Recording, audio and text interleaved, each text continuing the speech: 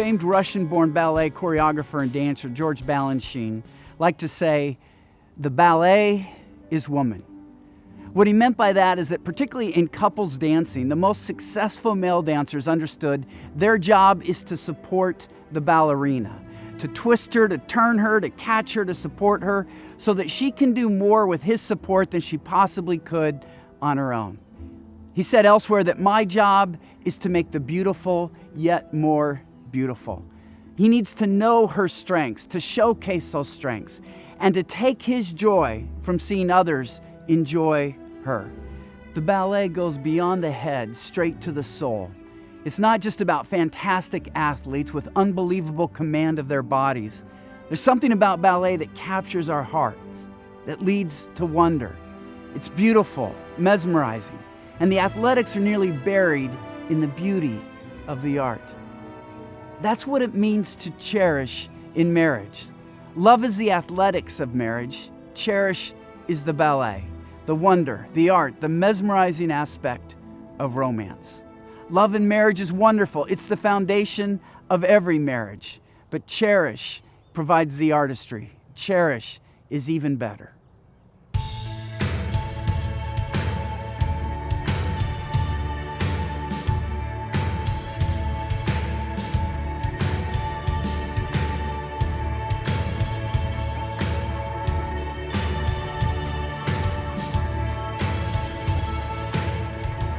In just about every wedding, the couples will pledge to love and to cherish until death do us part.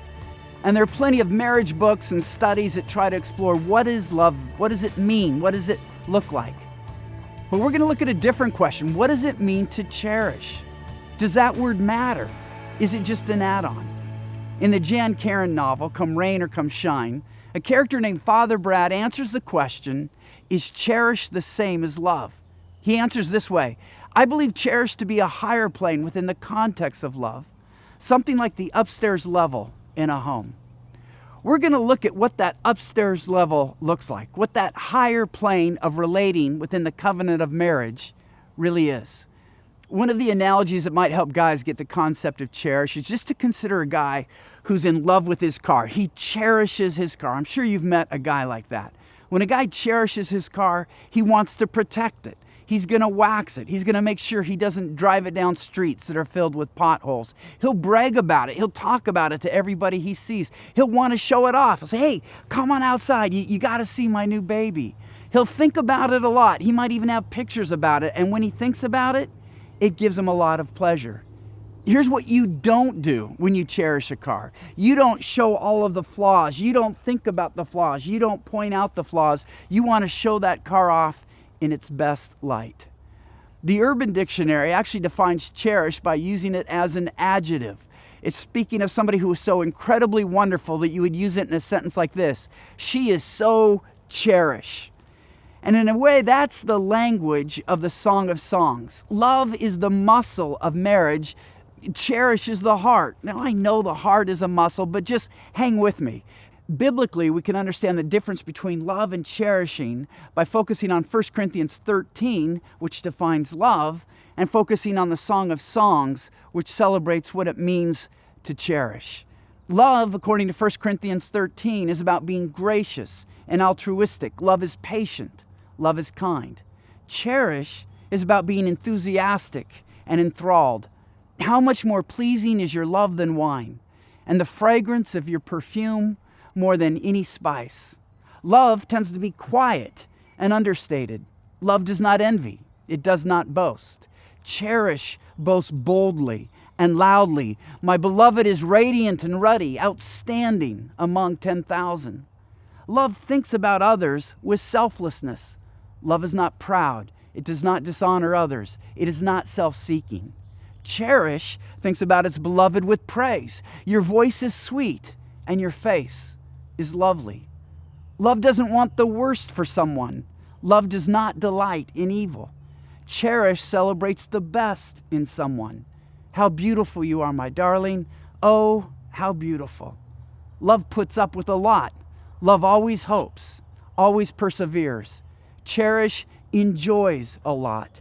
His mouth is sweetness itself. He is altogether lovely. Love is about commitment. Love endures all things. Love never fails. Cherish is about delight and passion.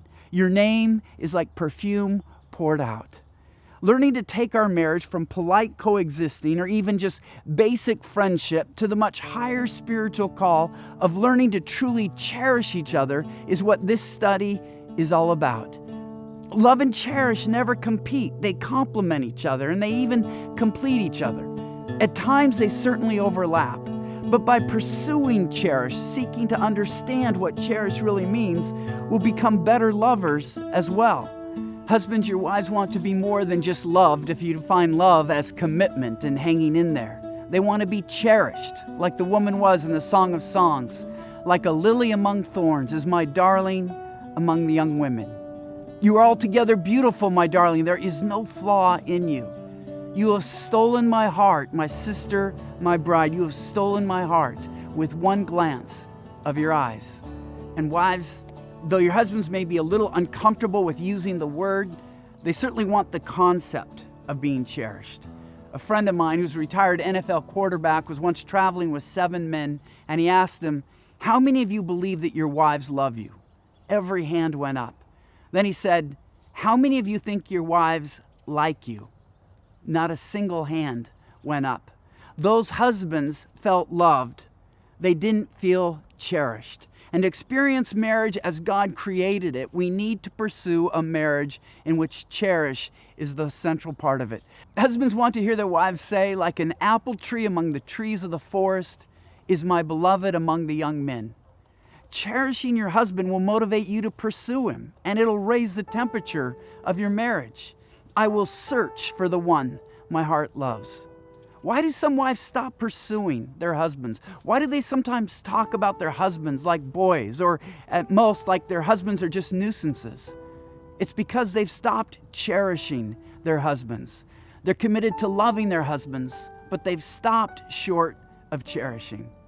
The good news is that cherishing your spouse is something you can learn to do. As we'll see, God is more than capable of teaching us and empowering us to treat and cherish our spouses the way He treats and cherishes us.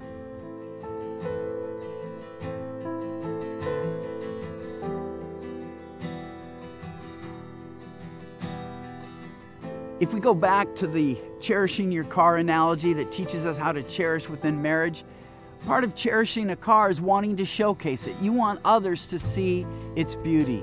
And that's what happens in a cherishing marriage. It happened for 2 friends of mine, Hugh and Kathy Ross. Dr. Hugh Ross is a Canadian-American astrophysicist. He gave a brilliant presentation at Second Baptist Church in Houston, Texas, that left most of us thinking that we were operating with just a different species of brain. We were mesmerized as he made it seem patently absurd to not believe in God from science alone. And he would draw out equations and throw out facts, not from prepared notes, but just speaking to spontaneous questions. And yet in the midst of this amazing presentation, he sort of let loose that he scores up there on the autistic scale. I stole away and introduced myself to Kathy, asked her to tell me the story about how they met and how their marriage has worked. And Kathy recounted how she met this brilliant young Caltech researcher doing his postdoctoral studies while volunteering at a church. She saw that he had an incredible ministry, but the autistic tendencies were holding him back a little bit. And Hugh started to ask her advice. And so Kathy just reeled off a lot of points where she thought he could improve. She did it with much more grace and tact than I'm about to do. But basically she said things like this: "Hugh, let's start with the haircut. You need to get it redone. And then we're going to talk about the clothes. Stripes don't go with plaid, and your pants should cover your socks. Not to mention you should have socks that match your pants.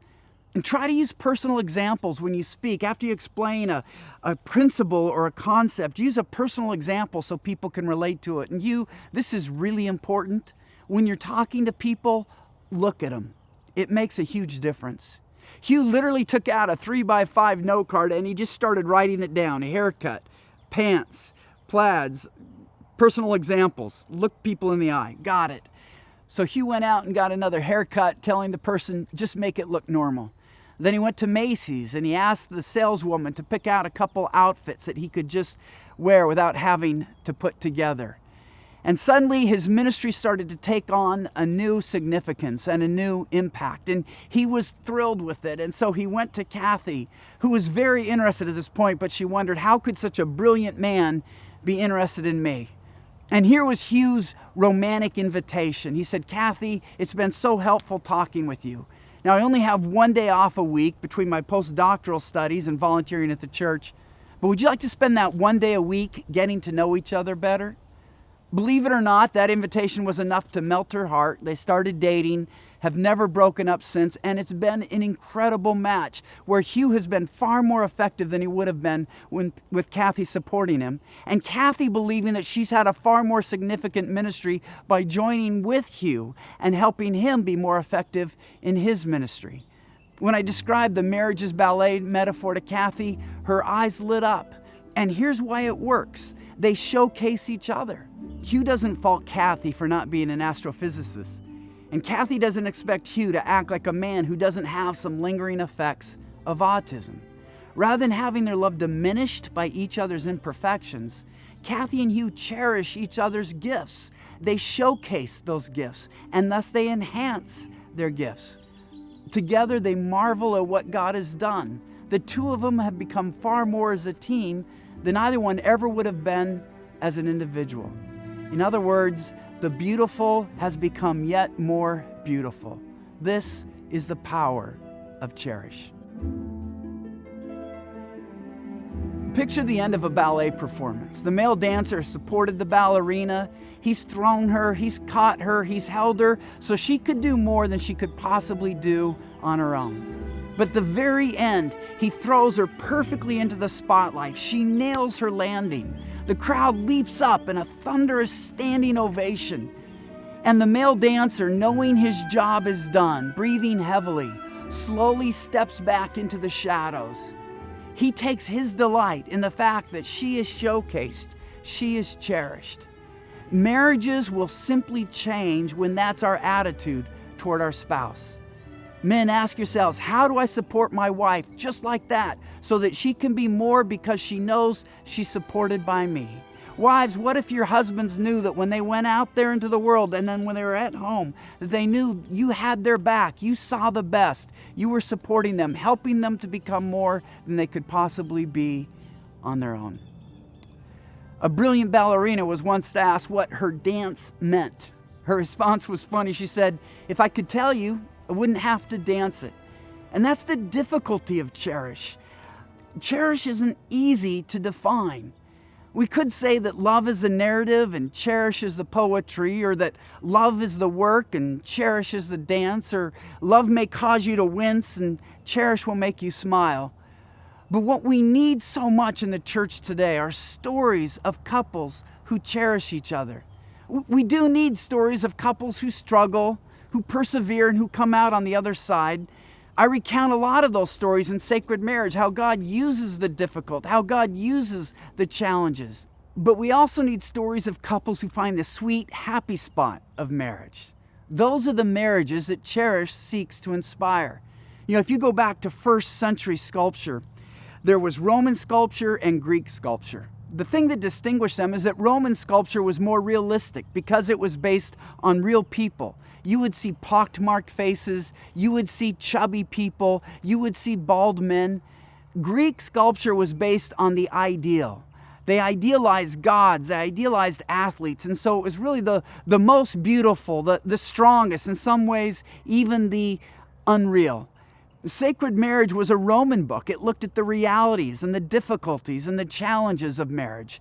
Cherish looks at the idealized form. How can we be at our highest and best? The kind of marriages that inspire us. Most of us don't want marriages where we grit our teeth and tolerate each other just because God's word says we don't qualify for a divorce. Most of us don't want marriages where our spouses really don't like us, much less respect us. We want to be cherished, and we want to be married to someone we cherish. And I'm suggesting it's possible to get to that point if we want to, even if we've stopped cherishing each other.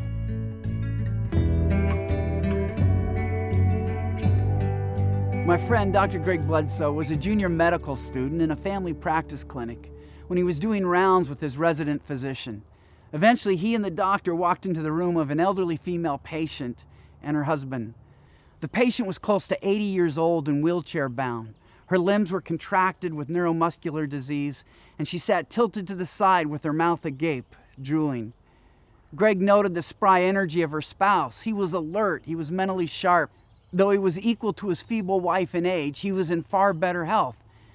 Greg noticed that usually it's the other way around. Usually it's the wife who's having to care for her husband at this state. Greg felt a common young man's emotional and spiritual disease who doesn't yet get what it means to cherish. I must confess, he said, I felt sorry for this husband. The husband seemed to be in good spirits, even while wiping the drool off his wife's chin. Knowing the around-the-clock care such patients require, Greg also knew the exhausting demands placed on his husband. He glanced at her records and he saw she still lived at home with him. This husband was her primary sole caregiver, and Greg found himself saying, "Please, God, not me, ever." The resident physician received a page and stepped into the hallway to answer it, which left Greg and the patient standing there all alone. And Greg felt awkward. He didn't have anything he could add at this point. He wasn't far enough in his training to really offer anything of help. The awkwardness was broken by an enthusiastic exclamation from the husband. "She's my fishing buddy, you know," he said. "I'm sorry?" Greg asked. "She's my fishing buddy. Me and her, we fished all over. We'd go set trot lines over in that lake over there. Yes, sir, me and her, we fished all over. We've been married for over 50 years. Greg stared at the man and was shocked. He was beaming as he recounted their history together. Greg reflects, "For the next 10 minutes, I was transfixed as this man, who moments before I had pitied, regaled me with story after story of his life together with his wife. It was incredible. What was even more incredible, however, was the change that occurred in me. Watching this elderly man caress his wife's hand, kiss her cheek, wipe away her drool, and joyfully recount their lives together provoked a powerful transformation of perspective within me. Gone was any semblance of pity. Instead, in its place, was envy. This senior citizen cherished his drooling, mentally absent, severely wrinkled, and elderly wife. And a much younger doctor envied the way this older man looked at, talked about his octogenarian wife. To the older man, wiping the drool off his wife's cheek was no different than when he was 20 years old and he would lovingly wipe a little bit of ice cream off after one of their dates. We live in a culture that is infatuated with infatuation. But here's the thing our world doesn't understand. Cherish is even better than infatuation. Real intimacy is being fully known and fully accepted, and you can't accept somebody you don't yet fully know, and that's what infatuation makes impossible. It leads to what those who study our brain call idealization, where you're relating to someone who doesn't even really exist. Cherish is based on authenticity, knowing someone, preferring someone, choosing someone, and creating a heart and mind that prefers someone above others until they're the only person for you. Cherish can take your marriage to a new place. You can learn to cherish your spouse. You can be in a marriage where you are cherished and make young people actually envious, though they might pity you in your state, thinking you've lost everything that love holds most dear. We can show them that cherish is even better.